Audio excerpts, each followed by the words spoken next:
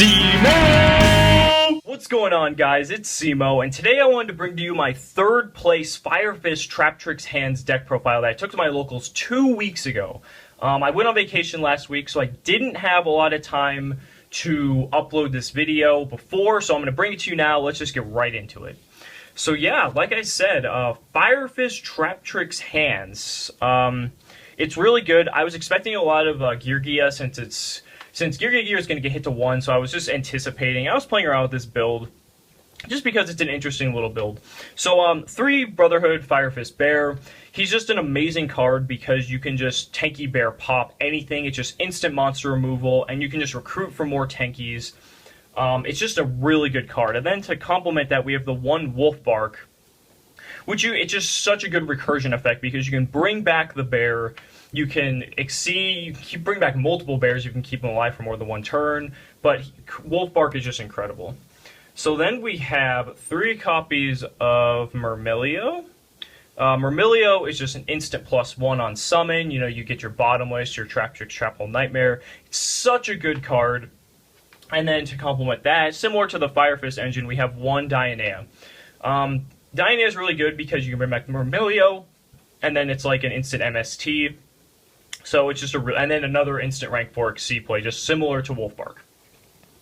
And since this is Fist Traptrix Hands, we do have 3 copies of Fire Hand and 3 copies of Ice Hand. This is everyone's favorite group of cards. Fire Hand and Ice Hand are just so amazing. They're just the best floaters. You can use them defensively, you can just set them, or you can just ram into your opponent and just destroy their whole field. They're so good. Then for one-of cards, I ran 1 copy of Thunder King Ryo. Ryo, I was just thinking, every deck searches in some way, you know, Myrmilio, tanky, whatever. And so I'm thinking, okay, if I open with this is going to really shut down my opponent's possibilities. So I just tested it out, and it was really funny because I played Prophecy in my final game, and I opened with this turn 1, and he's like, I can't play. So it took him like a few turns to get around Ryo. And finally, Granmole. Granmole is just such a good card. It can just get rid of Xyz and Synchro so easily. If I didn't main deck Granmole, I would definitely side it, but it's just such a good card. I don't know why more people don't play it. So that's it for the monsters. Let's get into the spells and traps. So because this is Fist Traptrix Hands, you have to have the obligatory triple tanky. Searches out your bear or your wolf bark if you need him. Pop monsters with bear. It's just an amazing searcher, and it's really good for deck thinning. That's another thing I've realized with this deck. It's just so much deck thinning. It's incredible. So then we have triple pot of duality.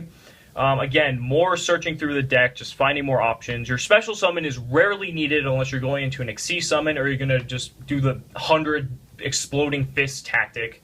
You don't need special summons. Then we have double soul charge. Speaking of special summons, this card was the bane of my existence at this tournament because in my first round, it was game 2.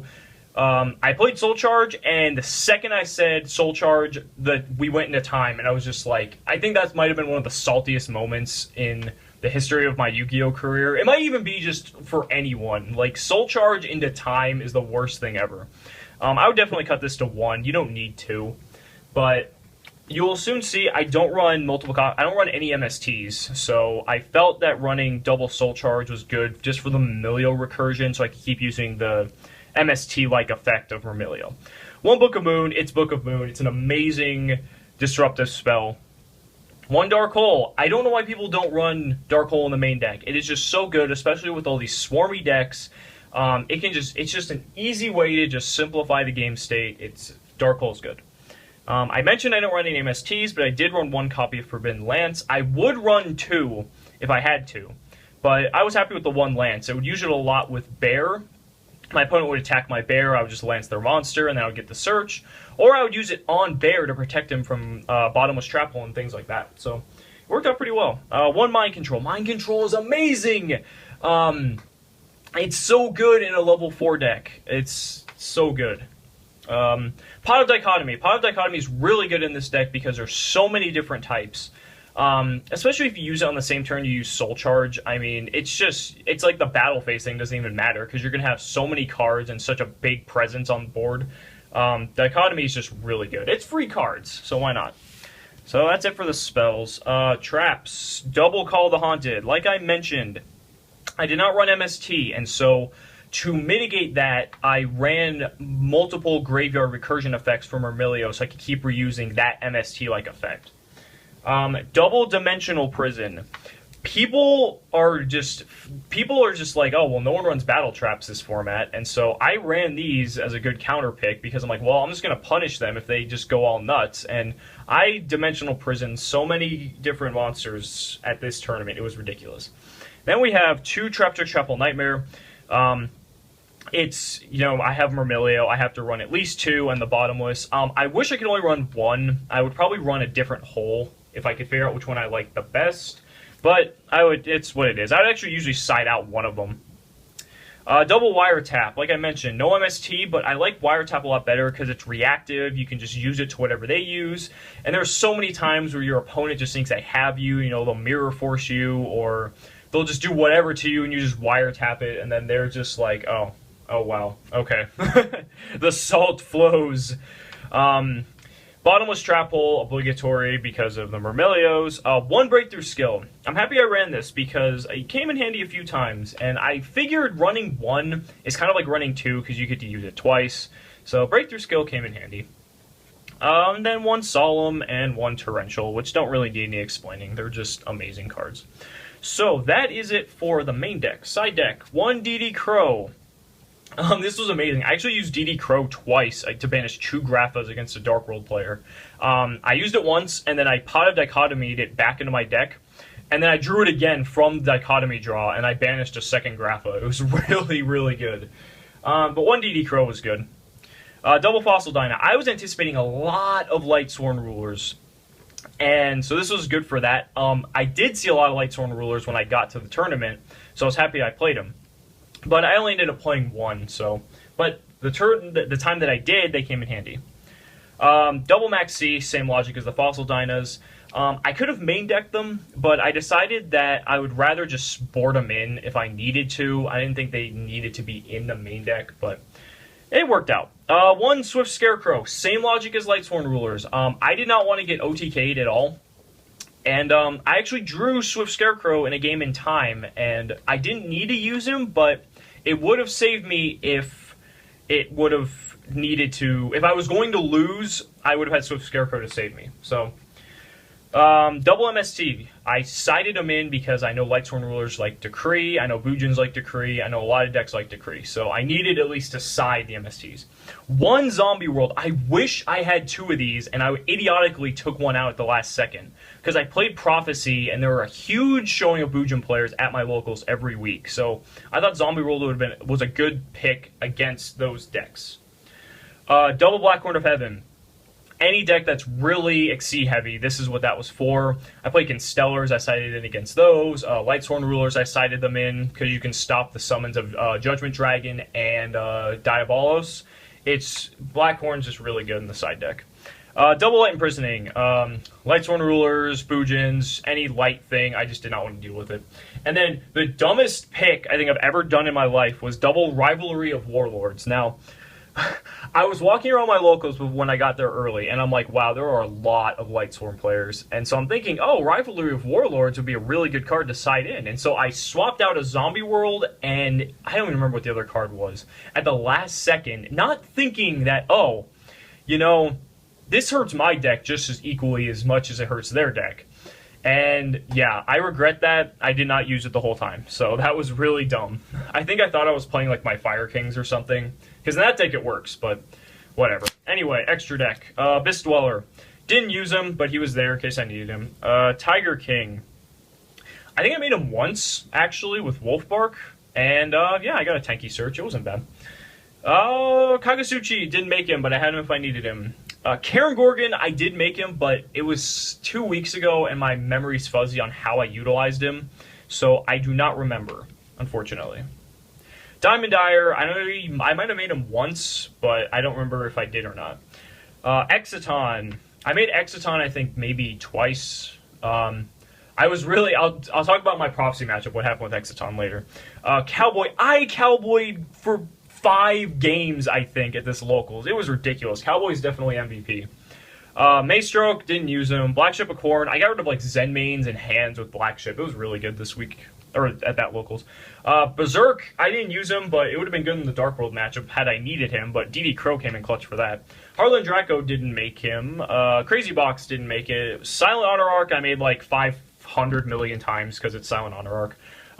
Ragna Zero I actually made against Dark Worlds, which is really funny because everyone's like, oh yeah, Gates boosts Dark World monsters' attack, so Ragna Zero can kill them.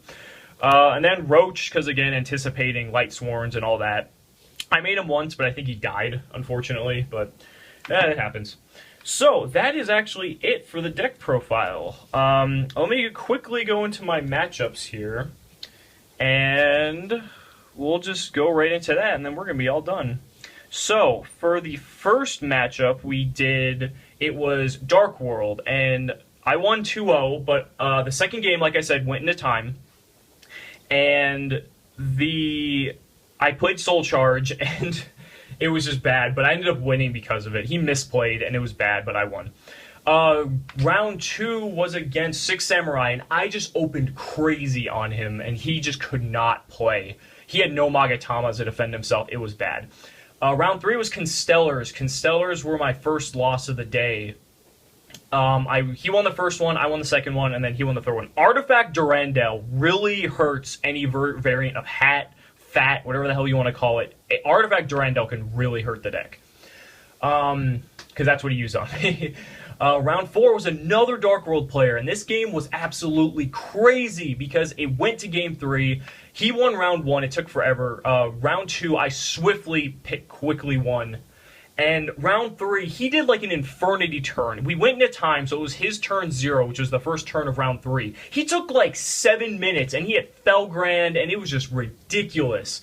And I max C'd him throughout the whole time, so my opening hand was like 12 cards large, and it was incredible. And then I ended up winning because he didn't deal any damage, and on my last turn, I mind controlled his Beige, which I Book of Moon the previous turn.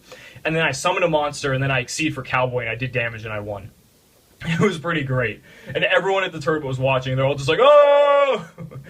And round 5 was Lightsworn Rulers, the only Lightsworn Ruler I played. Fossil Dino was so good here because on game 2, I summoned him, and my opponent could not do anything for 3 turns. It was pretty funny.